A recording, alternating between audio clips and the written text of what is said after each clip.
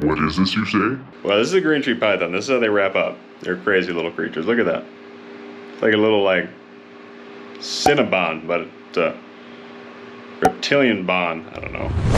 Hey everybody, and welcome back to, well, Space Lizard Exotics. Oh my goodness, I'm Elliot, if you don't know that already. And if this is your first time tuning in, well, thank you so much. If you've subscribed already and been tuning in, thank you so much. Feel the love with all the support. This is so cool. We have another exciting day ahead of us with all the reptilians. We got to take out some reptiles today, the snakes, what I'm referring to. We're going to get them into some soaks and do some socializing, show them off.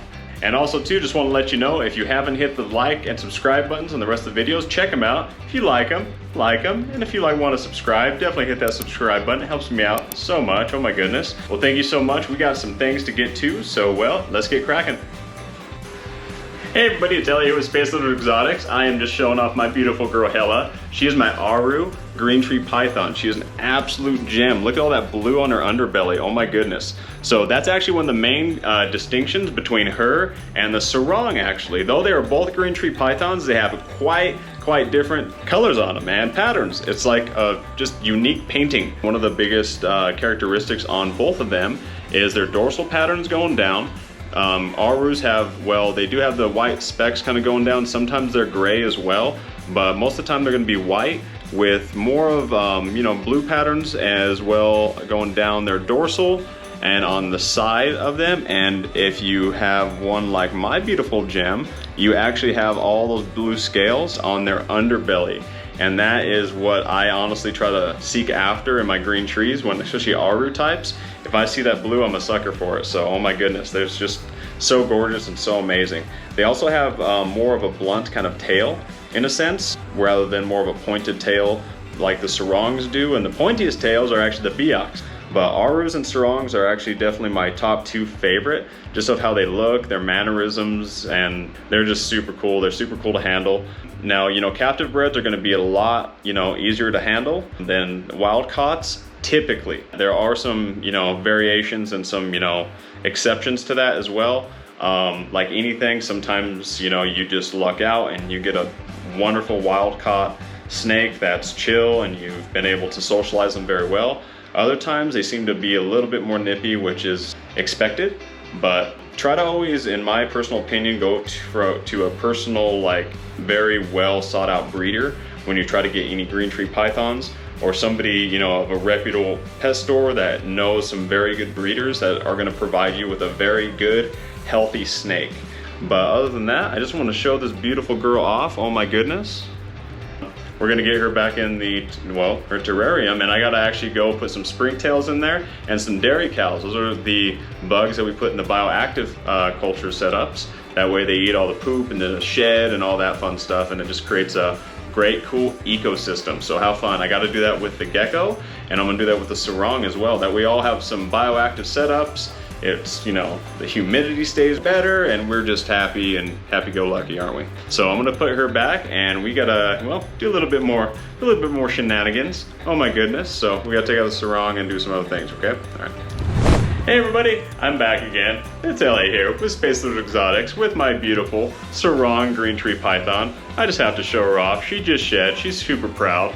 So she's finally peeking her head out. Like I was saying, the main differences between her and my Aru type are definitely the dorsal tail. As you could see, way more blues and way more different types of patterns in that, as well as that more of a blunted type of style of a nose, and the patterns going down the dorsal tail, way different types of blue patterns. As the Aru doesn't have those types of blues going down there, they have more blues on their underbelly and a little bit more on their side as well. They're very, very similar how they act and their actual mannerisms, but Sorong's tails are going to be a little bit more pointed tipped, and they have the same mannerisms for the most part. If she wants to, I'll try to get her off her perch. I was trying to earlier. She was just kind of not really having it, so I don't really want to stress her out too much. But like I said, she's never struck at me or anything like that. But there's always most of the time there's a first time for everything, right? We just want to have her be nice and calm and comfortable. That's what they like doing, because they just like hanging out. They're arboreal snakes. Arboreal meaning they're, well, up in the trees, just hanging out. They like high places. In one of my other videos, I'm gonna go over the main differences between, well, emerald tree boas and green tree pythons, because they're actually two completely different species, boas and pythons. They cannot breed together, obviously, but the cool thing about green trees, you could actually breed them with other pythons as well, and they come out crazy looking, oh my goodness. So some of those breeders do some amazing things with these snakes, but they're absolutely gorgeous. I'm definitely a fan of just getting, you know, if you can, just a pure, you know, bred Aru or a Sorong, because they're just absolutely gorgeous. Some of the morphs are actually really freaking cool too, but so I just am in love with how they look. So, oh my God, I need to fix my spectacles again. Oh God, my nose itching, bad news bears. Anyway, so we're gonna get her back in her terrarium. I might try to get her off a little bit, and if I do, well, we're gonna catch that too. Oh my goodness, we're not, you know, gonna get you off and we'll hang out a little bit, huh? What do you say? You like that? So I just put those beautiful gems up, my Sorong, my other green tree python, my Aru. Super cool. I'm so glad you got to see them and hang out with them today with me. Oh my goodness, super fun. Cleaning my gecko's terrarium. So I got to do some scraping, all that fun jazz. It takes a minute. I'm gonna kind of show some clips of that too. You know, all you reptile keepers, you know how that goes. And if you don't keep reptiles, well, you should, because they're super cool. But if not, you get to kind of see a little bit of that little, you know, behind the scenes of work of what else goes into like cleaning these things all the time. Oh my goodness. You know, making sure the glass is clean and all that. It's a chore, but it's super worth it and it's fulfilling and I love it. I, you know, wouldn't want to be doing anything else with my time or my life actually. Let's get to that bioactive setup and got some more things to do. Oh my goodness, let's keep this train rolling. This is my cleaning bathroom. Clean everything in here because I have access to water very easily. Oh my goodness, don't judge me. Judge me. I have like 3 bathrooms in this place. So this is the dedicated cleaning room. What I clean it with cleaning vinegar or light bleach and some water. Definitely, you know, with anything, just make sure you rinse it out like a lot. So got to do some scraping. Got some razor blades.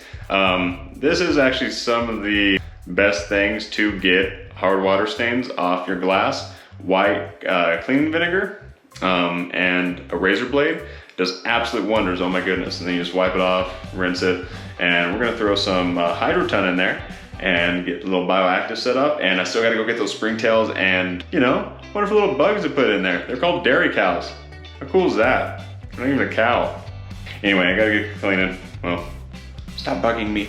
Oh my gosh, super fast. Clean that with the quickness. Woo, clean that terrarium, look at that. All right, got it all nice and scraped up. So we're gonna put some bioactiveness in there tonight. I was just like, we're gonna do it. We're gonna get it done. We're gonna do that for Sputnik. He deserves it. So he's in his little bin right now. We're gonna grab some Hydroton. If you don't know what Hydroton is, I'm about to show you what Hydroton is. Hydroton is Hydroton. It's actually clay. So check this out. So, wham, bam. All the clay. Look at that. Look at that. Oh my goodness.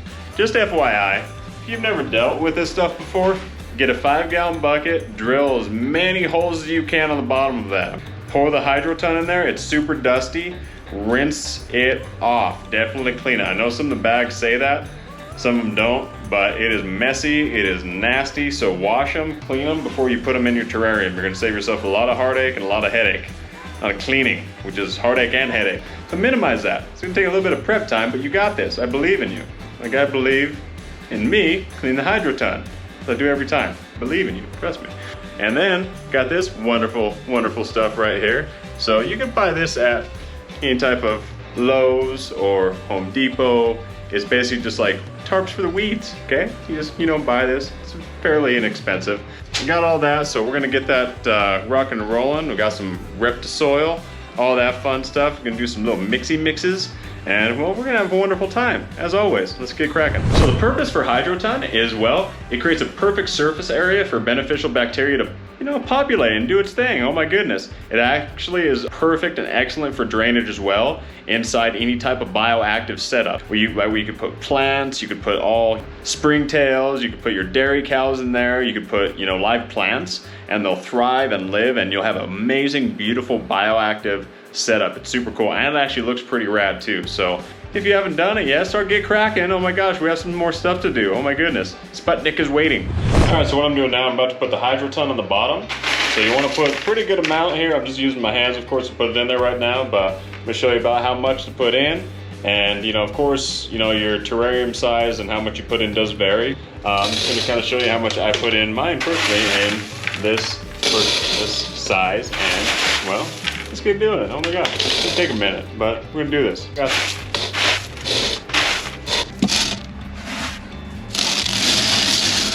One eternity later. Just trying to make that all even around here as well too. So this is, you know, it's almost there. We're getting there. We are getting there slowly but surely. Stay tuned. All right, so what we're doing here, we had to lay a little layer of this down. Try to get it as neat as possible. I'm gonna readjust this, but you know, you're trying to get it basically to where the soil does not get to where the hydroton is. So if it happens, it happens. Try not to do it though. That's what we're trying to do. We're trying to perfection, okay?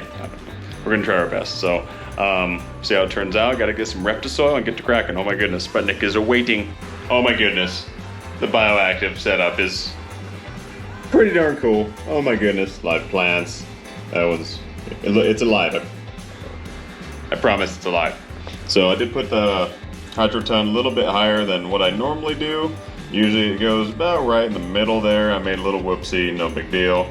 You know, you kind of want the soil about like that, you know, but it's still gonna work. It's still gonna be fine.